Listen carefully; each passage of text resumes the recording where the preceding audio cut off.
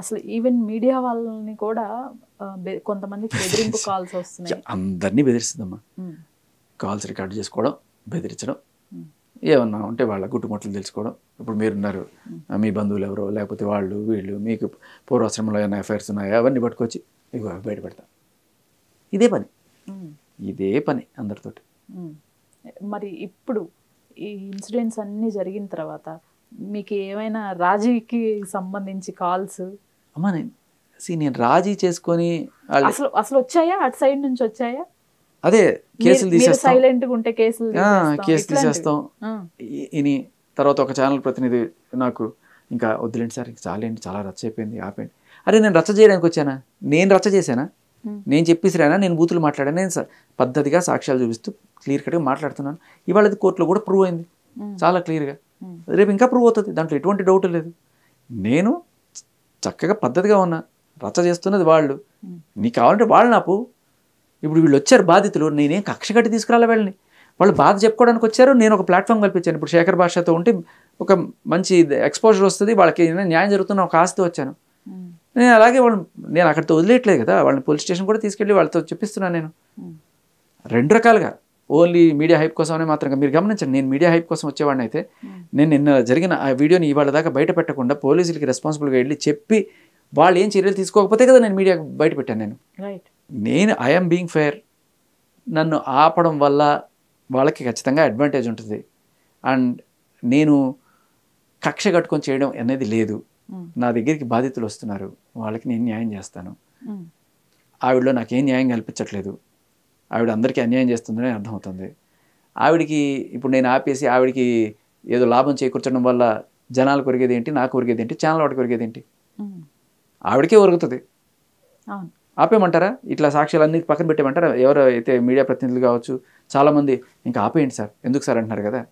ఇంకేమన్నా సాక్ష్యాలు ఇట్లాంటివి ఇంకో 10 మంది బాధితులు ఎవరైనా వచ్చారు, మాకు ఇట్లా డ్రగ్స్ అలవాటు చేసిందని అందరిని సైడ్ పెట్టేయమంటారా? వద్దా? తీసుకురావద్దా? ఇప్పుడు రాజ్ తరుణ్కి అయితే ఒక రకంగా న్యాయం జరిగినట్లే, ఎందుకంటే సాక్షాత్తు హైకోర్టే అది తీర్పిచ్చేసింది. ఇప్పుడు ఇంకా ఫైట్ అంటే ఇప్పుడు లావణ్య బాధితులకు కూడా న్యాయం జరిగే వరకు పోరాడతాను అని అంటున్నారు. అంతేనా? అస్సలు కాదమ్మా. నేను ఇది పోరాటం అనుకున్నాను. నేను చేయగలిగిన స్థాయిలో ఉన్నప్పుడు వాళ్ళకి ఖచ్చితంగా సాయం చేస్తాను. ఇది నా పోరాటమో స్వతంత్ర పోరాటం ఏమి కాదు. అమ్మాయి వచ్చింది పాపం, నా పోరాటం ఇదే.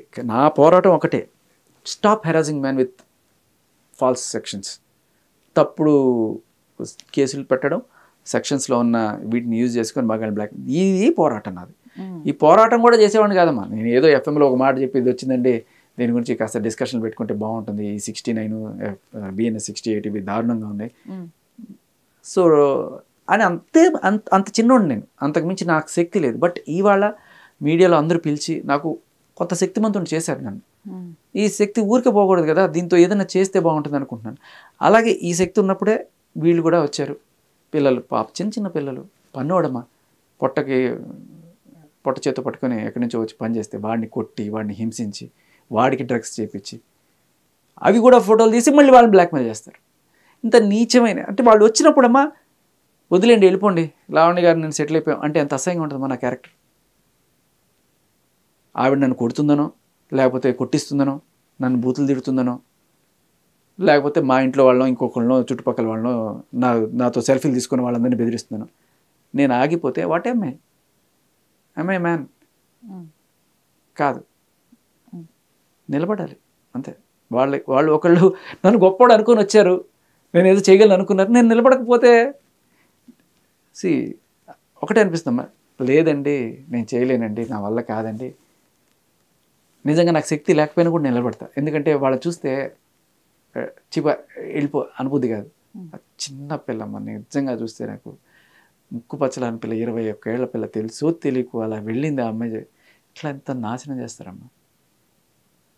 ఆ అమ్మాయి గురించి మాట్లాడకుండా మీడియా ఆ అమ్మాయికి హెల్ప్ చేయకుండా ఇంకా ఈవిని కూర్చోబెట్టి 45 రోజులు చెంచల్గూడలో జైల్లో ఉన్న ఆ డ్రగ్ పెడ్లర్ని తీసుకొచ్చి ఇంటర్వ్యూల మీద ఇంటర్వ్యూలు, రేటింగ్లు వస్తున్నాయి కదా అని ఎథిక్స్ మర్చిపోయి మనం చేస్తున్నాం.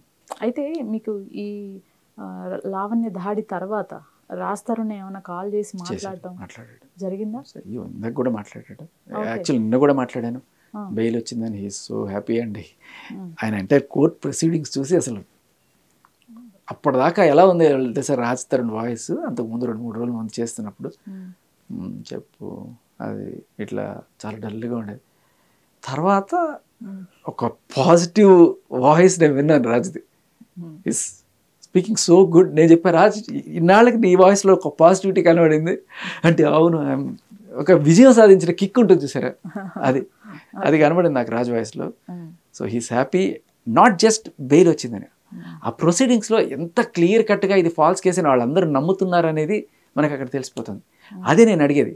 అందరూ కూడా బెయిల్ వచ్చింది, అసలు బెయిల్ అనేది పాయింటే కాదు, బెయిల్ ఎలాగైనా వస్తుంది, కానీ ఆ బెయిల్ వచ్చిన తీరుంది చూసారా, అది అద్భుతం. అందులో మనకి న్యాయం కనబడింది. అదే మన విజయం. నేను ఏదైతే అప్పటి నుంచి మొత్తుకుంటూ వస్తున్నానో, పట్టాభిపురం ఎఫ్ఐఆర్ తీసుకొచ్చి ఇది చూపిస్తుంటే వీళ్ళంతా ఎంత ఎలిగేషన్స్ వేసారా మన మీద, ఇది ఎట్లా చెప్తావు, ఒక అమ్మాయి క్యారెక్టర్ అసాసినేషన్ చేస్తున్నాను. రాజ్ తరుణ్ దగ్గర 5 lakhs పేమెంట్ తీసుకొని జాబ్ను కూడా వదిలేసి నేనా ఇదే పనిగా తిరుగుతున్నారు. అదే నోరుంది కదా ఏ ఆరోపణలు నేను చేయొచ్చు. ఒక్క పైసా లాగా వచ్చినట్టు ఒక్క ఆధారం చూపించాడు చాలు, ఒక్క పైసా. అదేంట వాళ్ళు ఆరోపణలు చేస్తారు, నేను ఆధారాలు చూపిస్తాను. ఆధారాలు చూపించే కొద్ది బాగా రెచ్చిపోయి ఇంకా బూతులు తిట్టి ఆపడానికి ఇలా చేస్తున్నారు. చివరాఖరికి క్యారెక్టర్ అన్ని అయిపో నా క్యారెక్టర్ కదమ్మా, అందరి క్యారెక్టర్ అసాసినేషన్ చేస్తారు.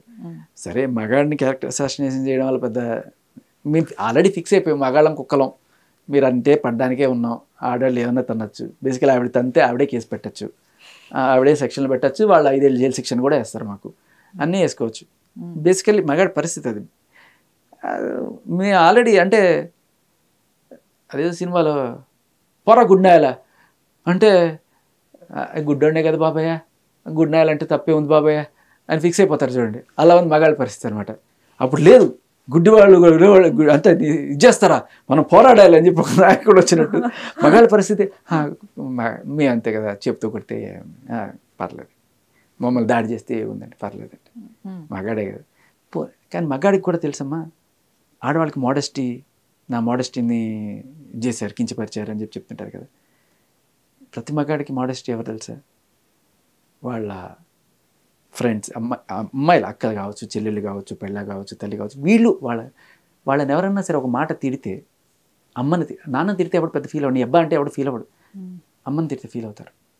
మగాడు ఎంత కుక్క అయినా వాడికి నరాల్లో జీర్ణించుకుపోయిందంటే ఆడాలంటే అంత రెస్పెక్ట్ తెలియకుండానే.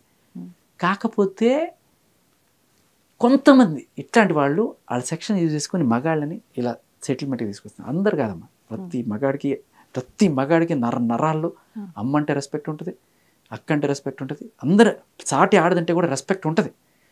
అలా వీళ్ళు ఒక హర్యానాని తీసుకొచ్చి నువ్వు ప్రెగ్నెంట్ అని ఎలా అంటదమ్మా, ఎంతమంది అమ్మ. ఇప్పుడు నేను అదేంటాను, నేను పోరా గుడ్నాయాలా, నేను కుక్కనే, నన్ను తిట్టుకోండి పర్లేదు, నన్ను లేకపోతే రాజ్ తరుణ్ని డీఫేమ్ చేసే క్రమంలో వీళ్ళు ఎంతమంది అమ్మాయిల్ని ఇచ్చేస్తారు.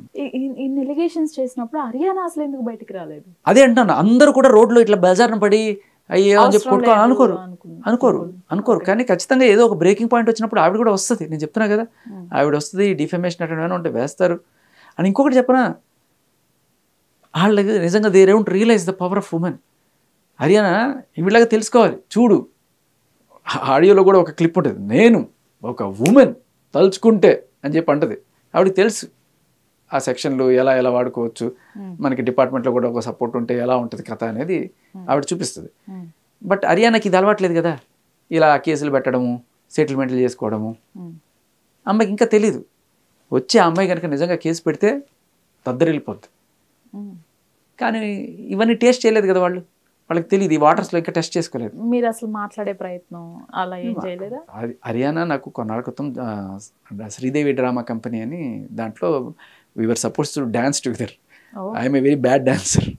సో 2-3 స్టెప్పులు ప్రాక్టీస్ చేసిన తర్వాత నా వల్ల కాదు, నువ్వు సపరేట్గా చేసుకో, నాకు వచ్చిన డాన్స్ ఏదో నేను చేస్తానని చెప్పి తను అద్భుతమైన dancer, no way I can match her. నేనేదో పిల్లపెత్త డాన్స్ ఏదో చేశాను, అలా అప్పుడు పరిచయం నాకు తను. Okay. She such a nice girl, very polite and very humble. ఇలా బూతులు మాట్లాడడం, రోడ్డును పడ్డం, she is not that kind of girl. General మన ఇళ్ళల్లో అమ్మాయిలు ఎలా అంత డీసీ ఉంటారు అలా అనిపించింది నాకు. తర్వాత బాధపడింది నాకు ఒకసారి ఫోన్లో మాట్లాడి, ఏంటండి ఇట్లా ఇట్లా ఎలా మాట్లాడాలి, నేను లావ్ అయితే దానికి ప్రెగ్నెన్సీ రిలేషన్ అంటే కట్టి అమ్మాయి దగ్గర ఏ ప్రూఫ్ ఉందండి ఎలా మాట్లాడుతుంది, నోటికి వచ్చినట్లు మాట్లాడడం కూడా పాయింట్ కాదు. అది మాట్లాడితే ఒక అమ్మాయికి ఇంత బేజత్ జరుగుతుందని తెలిసి కూడా మీడియా ఎలా వేస్తారు? ఇప్పుడు మీకు ఏవో కొన్ని ఫోటోలు పంపించేసింది ఎవరో అమ్మాయివి, ఏవో ఆడియో లీక్లు ఏవో చేసేసింది, వాళ్ళ పేర్లు వాళ్ళ ఫోటోలు పంపించేస్తే ముందు వెనక చూసుకోకుండా లీక్ లీక్ లీక్ వేసేద్దాం ఏదో ఒక thumbnail పెట్టేద్దాం మనకి వ్యూస్ వచ్చేస్తాయి. కాదు కదమ్మా, వాళ్ళ పరువు పోతుంది. రేపు అమ్మాయి పెళ్లి చేసుకోవాలి, ఎలా ఉంటుంది? అంతేకాదు ఒక అమ్మాయి చెప్పాను కదా, పెళ్ళై పిల్లలు ఉన్న అమ్మాయిని ఆ అమ్మాయి ఫోటో పెట్టి ఏదో కథలేసి చేసేస్తే చాలా నీచం జరుగుతుందమ్మా సొసైటీలో. ఒక్క అమ్మాయి ఇంత రక్కస్ చేస్తుంది. వదిలేయండి మా గుడ్డి నాయాలను వదిలేయండి, మా కుక్క మగాళ్ళని వదిలేయండి. అరే ఈ అమ్మాయి ఇంతమంది అమ్మాయిలతో జీవితాలు నాశనం చేస్తుంది కదా, ఏం చేస్తున్నారు మీడియా వాళ్ళు? ఇంకా వేసుకోండి, మమ్మల్ని వేసుకోండి, నన్ను డిఫేమ్ చేసుకోండి. వాళ్ళు ఎందుకు డిఫేమ్ చేస్తున్నారు మీకు అర్థం కావట్లేదమ్మా. నాకు ఇప్పటికీ జెన్యున్గా గుండెలో చెప్తున్నా, నాకు జరిగిన దానికన్నా హర్యానాకో లేకపోతే వీళ్ళకి జరిగిన దాని మీద నాకు బాధ ఎక్కువ. ఇవన్నీ నథింగ్. I respect women. ఇప్పటికైనా మీరు తెలుసుకుని, ఏదో నేను మగపక్షపాతిని కాదు, లిటరల్లీ హెరాస్ చేస్తున్నారు కొంతమంది వాళ్ళు చేస్తున్న నా పోరాటం తప్ప, ఆడాళ్ళంటే నాకు అంత గౌరవం. అందుకే ఆ అమ్మాయి కోసం నేను నిలబడ్డా. అది మీరు అర్థం చేసుకో. కొంతమంది ఏదో మగపక్షపాతి మగజాత ఏమైనా అనుకోండి, కానీ నాకు నిజంగా ఈవిడ మీద నిజంగా ఒక శత్రువులాగా వచ్చిన కోపం కూడా వాళ్ళ అమ్మని తిట్టిన దానికే వచ్చింది తప్ప నాకు లేదు. దట్ మీ అందరూ అర్థం చేసుకోండి. అదేనంటున్నాను, నాకు నిజంగా మగాళ్ళ కన్నా ఆడాలంటే చాలా గౌరవం, అంత పెట్టుకుంటాను నెత్తిన. ఎవరినైనా ఆడాలన్నా నాకు కోపం వస్తుంది, కానీ ఆవిడ చేస్తున్నది చాలా క్లియర్ కట్ తప్పని తెలిసిన తర్వాత ఆవిడకైనా పోరాటం మొదలెట్టాను తప్ప నేను ఎప్పుడు ఏ వాళ్ళ గురించి నేను మాట్లాడను. నాకు అలా ఎవరైతే తప్పు అన్నారో తప్పు వాళ్ళు తప్పుగానే మాట్లాడతాను నేను.